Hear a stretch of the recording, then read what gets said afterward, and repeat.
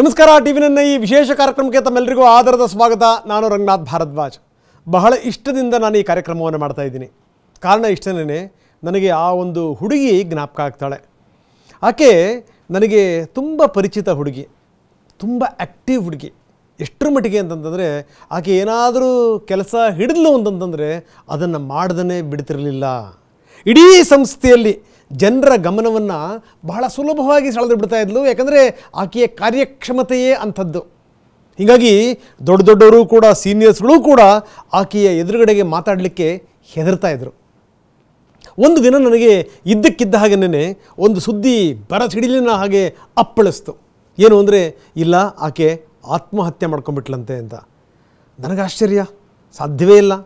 ಈ ಹುಡುಗಿ ಆತ್ಮಹತ್ಯೆ ಮಾಡಿಕೊಳ್ಳುವಂಥವಳು ಅಲ್ಲವೇ ಅಲ್ಲ. ಆದರೆ ನಾನೇನೇ ವಾದ ಮಾಡಿದ್ರೂ ಕೂಡ ಅದು ಸತ್ಯ ಆಗಿತ್ತು. ಆಕೆ ಆತ್ಮಹತ್ಯೆ ಮಾಡಿಕೊಂಡಿದ್ಲು. ನಾನಾಗ ಒಂದಷ್ಟು ಸತ್ಯಶೋಧನೆಗಳಿದೆ. ಯಾಕೆ ಈಕೆ ಆತ್ಮಹತ್ಯೆ ಮಾಡಿಕೊಂಡ್ಲು, ಏನು ಎತ್ತ, ಅದೇನಾಗಿತ್ತೋ ಗೊತ್ತಿಲ್ಲ. ಆಕೆ ಮದುವೆ ಆಗಿತ್ತು, ಮಗು ಇತ್ತು, ತುಂಬು ಸಂಸಾರ, ತಂದೆ ಇದ್ದರು, 3 ಜನ ಅಕ್ಕ ತಂಗಂದಿರುಗಳಿದ್ದರು. ಆಕೆಗೆ ಒಂದು ದುಶ್ಚಟ ಬೆಳೆದು ಬಿಟ್ಟಿತ್ತು, ಅದು ಆನ್ಲೈನ್ ಗೇಮಿಂಗ್. ಆಕೆ ಜೂಜಾಡೋದನ್ನು ರೂಢಿ ಮಾಡ್ಕೊಂಡ್ಬಿಟ್ಟಿದ್ಲು. ಅದು ಯಾವ ಪುಣ್ಯಾತ್ಮ ರೂಢಿ ಮಾಡಿಸಿದ್ನೋ ಗೊತ್ತಿಲ್ಲ.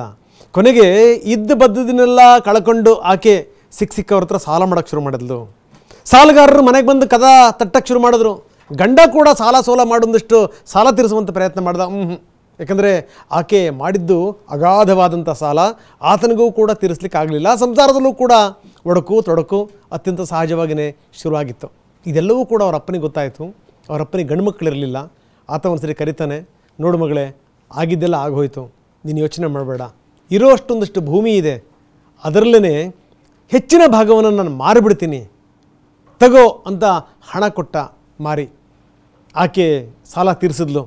ಆದರೆ ಈ ಚಟ ಬಿಡಲೇ ಇಲ್ಲ. ಅದೇನೋ ಮತ್ತೆ ಮತ್ತೆ ಆಕೆಯನ್ನು ಸೆಳೀತು. ಆಕೆ ಮತ್ತಷ್ಟು ಸಾಲಗಾರಲಾದ್ಲು. ಕೊನೆಗೆ ಮನೆಯಲ್ಲಿ ಜಗಳ ಗುದ್ದಾಟಗಳು ಶುರುವಾಯಿತು. ಒಂದು ದಿವಸ ಅವರ ಅಪ್ಪ ಆತ್ಮಹತ್ಯೆ ಮಾಡ್ಕೊಂಡ್ಬಿಟ್ರು. ಅವರ ತೋಟದ ಮನೆಯಲ್ಲಿ ಆತನ ಶವ ನೇತಾಡ್ತು. ಎಲ್ಲ ಗೊತ್ತಾಯಿತು. ಈ ಅಪ್ಪನ ಸಾವಿಗೆ ನಾನೇ ಕಾರಣ ಅನ್ನುವಂಥ ಕೊರಗೂ ಕೂಡ ಈಕೆಯನ್ನು ಬೆನ್ನು ಹತ್ತಿತ್ತು. ಜೊತೆಗೆ ವಿಪರೀತವಾದಂಥ ಸಾಲ, ಎಷ್ಟು ಜೂಜಾಡಿದ್ರೂ ಕೂಡ ಬರದಂಥ ಹಣ. ಕೊನೆಗೆ ಒಂದು ದಿವಸ ಆಕೆ ನಿರ್ಧಾರ ಮಾಡಿಬಿಟ್ಲು. ಅಪ್ಪ ಏನು ಮಾರ್ಗ ಹಿಡ್ದ ಅದೇ ಮಾರ್ಗವನ್ನು ಹಿಡಿದ್ಲು. ಅಪ್ಪ ಯಾವ ಮರಕ್ಕೆ ನೇಣು ಹಾಕ್ಕೊಂಡಿದ್ದ ಅದೇ ಮರಕ್ಕೆ ಹೋಗಿ ಈಕೆ ನೇಣು ಹಾಕ್ಕೊಂಡು ತನ್ನ ಜೀವನವನ್ನು ಕೊನೆಗೊಳಿಸ್ಬಿಟ್ಲು.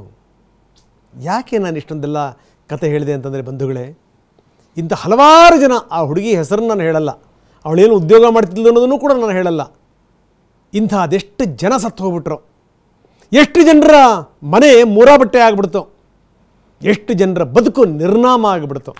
ಆದರೆ ಆ್ಯಡ್ ಕೊಡೋರು ಆ್ಯಡ್ ಕೊಡ್ತಾಯಿದ್ರು, ದುಡ್ಡು ಮಾಡೋರು ದುಡ್ಡು ಮಾಡ್ತಾಯಿದ್ರು, ದೋಚುವಂಥವ್ರು ದೋಚ್ತಾಯಿದ್ರು, ಇವರೆಲ್ಲರೂ ಕೂಡ ದುಡ್ಡು ಕಳ್ಕೊಳ್ತಾಯಿದ್ರು.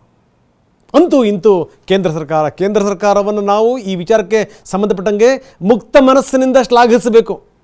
ನಿಮಗೆ ಬಹಳಷ್ಟು ಜನರ ಆಶೀರ್ವಾದ ಇದೆ ಅಂತ ಹೇಳ್ತೀನಿ ನಾನು ನೇರವಾಗಿ.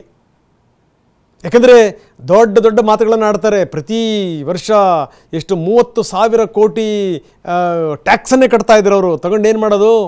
2 ಲಕ್ಷ ಜನರು ಉದ್ಯೋಗ ಕಳ್ಕೊಂಡ್ರು. ಅಯ್ಯೋ ದೇವರೇ, 2 ಲಕ್ಷ ಜನ ಉದ್ಯೋಗ ಕಳ್ಕೊಳ್ಳೋದಿರಲಿ, ಅದೆಷ್ಟು ಕೋಟಿ ಸಂಸಾರಗಳು ನಿರ್ನಾಮ ಆಗಿಬಿಟ್ವು ಯಾರಿಗೆ ಗೊತ್ತು. ನಾನು ಯಾಕೆ ಇಷ್ಟೊಂದೆಲ್ಲ ಪೆಟ್ಟಿಗೆ ಹಾಕ್ತಾ ಇದ್ದೀನಿ ಅಂತಂದರೆ, ಆರಂಭದಿಂದ ಇಲ್ಲಿ ತನಕ ಸಿನಿಮಾ ನಟರು ಯಾರಾದರೂ ಆ್ಯಡ್ ಕೊಟ್ಟಂಥ ಸಂದರ್ಭದಲ್ಲೂ ಕೂಡ ಈ ವ್ಯಕ್ತಿ ದನಿ ಏರಿಸಿದ್ದಾರೆ. ಈ ಆನ್ಲೈನ್ ಬೆಟ್ಟಿಂಗ್, ಆನ್ಲೈನ್ ಗೇಮಿಂಗ್ ಇದೆಯಲ್ಲ, ಇದನ್ನು ಯಾವುದೇ ಕಾರಣಕ್ಕೂ ನಡೆಸಬಾರ್ದು, ಜವಾಬ್ದಾರಿ ಇರುವಂಥ ಒಂದು ವ್ಯವಸ್ಥೆ ಅಂಥೇಳಿ ಸಮರ ಸಾರಿದ್ದಾರೆ. ನನಗನ್ಸುತ್ತೆ ನಿಮಗೆ ಎಷ್ಟು ಖುಷಿಯಾಗಿದೆಯೋ ಈ ವ್ಯಕ್ತಿಗೆ ಅದಕ್ಕಿಂತ ಹೆಚ್ಚು ಖುಷಿಯಾಗಿದೆ ಅಂತ. ಯಾಕಂದರೆ ಇವ್ರು ಎಷ್ಟು ಜನರನ್ನ ಎದುರು ಹಾಕ್ಕೊಂಡ್ರು, ಎಷ್ಟು ಜನರು ಇದು ಜಗಳ ಮಾಡಿದ್ರು, ಹೊಡೆದಾಡಿದ್ರು, ಬಡ್ದಾಡಿದ್ರು, ಎಷ್ಟು ಬೆದರಿಕೆ ಕರೆಗಳು ಬಂದವು. ಈ ವ್ಯಕ್ತಿ ಜಗ್ಲಿಲ್ಲ, ಬಗ್ಲಿಲ್ಲ. ಅಂಥ ಒಂದು ವ್ಯಕ್ತಿತ್ವ ನಮ್ಮ ಜೊತೆಗಿದೆ. ಅವರನ್ನೇ ಅಹೋರಾತ್ರ ಪೋಲಿಪಲ್ಲಿ. ಅಹೋರಾತ್ರ ಅವರೇ, ಕಾರ್ಯಕ್ರಮಕ್ಕೆ ತಮಗೆ ಸ್ವಾಗತ. ಭಾಳ ಖುಷಿ ಆಗ್ತಾ ಇದೆ ನನಗೆ ನಿಮ್ಮ ಜೊತೆಗೆ ಮಾತಾಡಲಿಕ್ಕೆ. ಯಾಕಂದರೆ ಸಮಾಜದಲ್ಲಿ ಏನಾಗುತ್ತೆ ಅಂದರೆ ಸರ್, ಒಂದು ಹಂತದ ತನಕ ದನಿ ಎತ್ತಿ ಅದಾದಮೇಲೆ ಸಮಾಜದ ಜೊತೆಗೆ ನಾವು ಕೂಡ ನಡೆದು ಬಿಡ್ತೀವಿ. ಯಾಕಂದರೆ ನಮ್ಮಲ್ಲಿ ಕಲಿಸಿರುವಂಥ ಒಂದು ವಿದ್ಯೆ ಏನು ಅಂತಂದರೆ, ನೀನು ನೀರಿಗೆ ಎದುರಾಗಿ ಈಜಕ್ಕೆ ಹೋಗಬೇಡಪ್ಪ, ನೀರು ಹೆಂಗೆ ಹೋಗುತ್ತೋ ಹಾಗೆ ನೀನು ಹೋಗ್ಬಿಡು, ಬದುಕತ್ತೀಯ ಅಂಥೇಳಿ ಅಂತ. ಸೊ ಇದು ಆಗಿದ್ದು. ಆದರೆ ನೀವು ಮಾತ್ರ ಆರಂಭದಿಂದ ಇದಕ್ಕೆ ಸಂಬಂಧಪಟ್ಟಂಗೆ ದನಿ ಎತ್ತುತ್ತಾ ಬಂದಿದ್ರಿ. ಯಶಸ್ಸು ಸಿಕ್ಕಿದೆ. ಕೇಂದ್ರ ಒಂದು ಅದ್ಭುತವಾದಂಥ ಒಂದು ಹೆಜ್ಜೆಯನ್ನು ತಗೊಂಡಿದೆ. ಏನಂತೀರಿ ಸರ್? ತುಂಬ ಸಂತೋಷ. ನಿಮ್ಮ ಮಾತುಗಳಿಗೆ ವಿಸ್ಮಿತನಾದೆ. ಶಿವಾಜಿ ಮಹಾರಾಜರು, ಛತ್ರಪತಿ ಶಿವಾಜಿ ಮಹಾರಾಜರು ಕಿಸಾನ್ ಜವಾನ್ ಅಂತ ಒಂದು ನೀತಿ ತಂದರು. ಅದನ್ನೇ ಲಾಲ್ ಬಹದ್ದೂರ್ ಶಾಸ್ತ್ರಿ ಅವರು ತಂದಿದ್ದು. ಅಂದರೆ ಕಿಸಾನ್ ಅಂದರೆ ಕೆಲಸದವನು ಅಂತ, ಕೆಲಸ ಮಾಡುವವರು, ಕಾಯಕ ಮಾಡುವವರು. ನಾವೆಲ್ಲ ನಮ್ಮ ಕೆಲಸ ಮಾಡ್ತಾ ಇರಬೇಕು, ಆದರೆ ದೇಶಕ್ಕೆ ತೊಂದರೆ ಬಂದಾಗ ನಾವೆಲ್ಲ ಜವಾನರಾಗಬೇಕು. 2020ನೇ ಇಸ್ವಿ ಮಾರ್ಚ್ 8 ನಮ್ಮ ಮಾನ್ಯ ಪ್ರಧಾನಮಂತ್ರಿ ಲಾಕ್ಡೌನ್ ಅನೌನ್ಸ್ ಮಾಡಿದರು. ಜನರಲ್ ಸ್ಟೋರು, ಮೆಡಿಕಲ್ ಸ್ಟೋರ್ ಬಿಟ್ಟು ಎಲ್ಲ ವ್ಯಾಪಾರಗಳನ್ನು ಬಂದ್ ಮಾಡಿ ಅಂದರು. ಆದರೆ ಫೇಸ್ಬುಕ್ಕಲ್ಲಿ ಒಬ್ಬ ವ್ಯಕ್ತಿ ಪ್ರತ್ಯಕ್ಷ ಆಗಿ ರಮ್ಮಿ ಆಡಿ ಕ್ಯಾಶ್ ಗೆಲ್ಲಿ ಅಂತ ಹೇಳಕ್ಕೆ ಶುರು ಮಾಡಿದ. ಜನ ಕೆಲಸನೂ ಇಲ್ಲ, ಉಳಿತಾಯದ ಹಣ ಇತ್ತು, ಅದನ್ನು ಬಳಸಿ ಜೂಜಾಡೋಕ್ಕೆ ಶುರು ಮಾಡಿದ್ರು. ಅದಕ್ಕೆ ಅಹೋರಾತ್ರ ವಿನಂತಿ ಮಾಡಿಕೊಂಡ, ದಯವಿಟ್ಟು ನಿಲ್ಲಿಸಿ ಇದನ್ನು ಅಂತ. ಆದರೆ ಆತನ ಅನುಯಾಯಿಗಳು ವಿಕೃತ ಮನಸ್ಸಿನಿಂದ ನಿಂದೆಗಳು ಮಾಡೋಕ್ಕೆ ಶುರು ಮಾಡಿದ್ರು. ಹೋರಾಟಗಾರನಿಗೆ ನಿಂದೆಗಳ ಭಯ ಇರೋದಿಲ್ಲ. ಪರ್ಸ್ನಲ್ಲಾಗಿ ಬಂದರೆ ಹೋರಾಟಗಾರ ತ್ಯಾಗಕ್ಕೆ ಸಿದ್ಧನಾಗಿರ್ತಾನೆ, ಕಳ್ಕೊಳ್ಳೋಕ್ಕೆ ಸಿದ್ಧನಾಗಿರ್ತಾನೆ. ತನ್ನ ಸುಖವನ್ನೇ ನೈವೇದ್ಯವಾಗಿ ದೇವರಿಗಿಟ್ಟಿರ್ತಾನೆ, ದೇಶಕ್ಕಿಟ್ಟಿರ್ತಾನೆ. ಅದು ಕಷ್ಟಗಳನ್ನು ಸ್ವೀಕರಿಸ್ತಾನೆ. ಅದನ್ನೆಲ್ಲ ಸಿದ್ಧವಾಗಿ ಬಂದಿದ್ದ ಅಹೋರಾತ್ರ. ಅವೆಲ್ಲದಕ್ಕೂ ಜಗ್ಗೋದಿಲ್ಲ ಅಂತ ಗೊತ್ತಾದಾಗ ಮನೆಯ ಮೇಲೆ ಅಟ್ಯಾಕ್ ಮಾಡಿದ್ರು. ಇಷ್ಟೆಲ್ಲ ಮಾಡಿದ್ರೂ ಜಗ್ಗುವ ಮನಸ್ಸಾಗಲಿಲ್ಲ. ತಾಯಿಯ ಗರ್ಭದಲ್ಲಿ 9 ತಿಂಗಳು 9 ದಿವಸ, ಸ್ವಲ್ಪ ಹೆಚ್ಚಿಗೆ 10.5 ತಿಂಗಳು ತಾಯಿಯ ಗರ್ಭದಲ್ಲಿ ಮುದುಡಿಕೊಂಡು ಇದ್ದ ನನಗೆ ಇದಕ್ಕೆ ನಾ ಬದುಕೋದು, ಇದಕ್ಕೋಸ್ಕರ ನಾನು ಈ ಕಷ್ಟಪಟ್ಟು ಬರಬೇಕಾಗಿತ್ತ ಅನ್ನೋ ಭಾವನೆ ಇವನಲ್ಲಿ ಯಾವತ್ತೂ ಕಾಡ್ತಿತ್ತು. ಹಾಗಾಗಿ ನೀವು ಹೇಳಿದಂಗೆ ಇವನು ಜಗ್ಗಲಿಲ್ಲ. ಇವನ ಹೋರಾಟದಿಂದ ಜಯ ಸಿಗತ್ತೆ ಅನ್ನೋದು ಅಹಂಕಾರ ಆಗತ್ತೆ. ಇವನು ಆವತ್ತು ದನಿ ಎತ್ತದೇ ಇದ್ದಿದ್ರು ಇವತ್ತು ಪಾರ್ಲಿಮೆಂಟಲ್ಲಿ ಬಿಲ್ ಪಾಸ್ ಆಗ್ತಾ ಇತ್ತು. ಆದರೆ ಆವತ್ತು ದನಿ ಎತ್ತಿದ ಖುಷಿ ಇವನಿಗಿದೆ.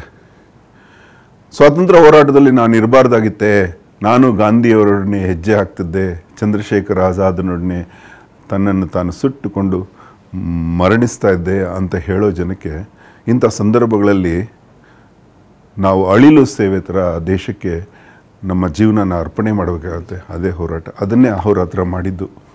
ಆದರೆ ಕೊನೆಯವರೆಗೂ ತಲೆಬಾಗಲಿಲ್ಲ. ಅದಕ್ಕೆ ಇವನ ಬಗ್ಗೆ ಇವನಿಗೆ ಒಂದು ಗರ್ವ. ಮುಂದಿನ ಹೋರಾಟಗಳಿಗೆ ಆಸ್ಪದ ಆಗುತ್ತೆ. ಸಾವುನ ಭಯ ಹೊರಟು ಹೋಯಿತು. ಅದಕ್ಕೆ ಎಲ್ಲ ಅಟ್ಯಾಕ್ ಮಾಡಿರೋರಿಗೂ, ಆ ಯುದ್ಧದಲ್ಲಿ ಎದುರುಗಡೆ ನಿಂತು ಇವನನ್ನು ದಂಡಿಸಿದವ್ರಿಗೂ ತುಂಬ ತುಂಬ ಕೃತಜ್ಞತೆ ಹೇಳ್ತೀನಿ. ನನ್ನಲ್ಲಿರೋ ಸಾವಿನ ಭಯ ದೂರ ಮಾಡಿದ್ರು.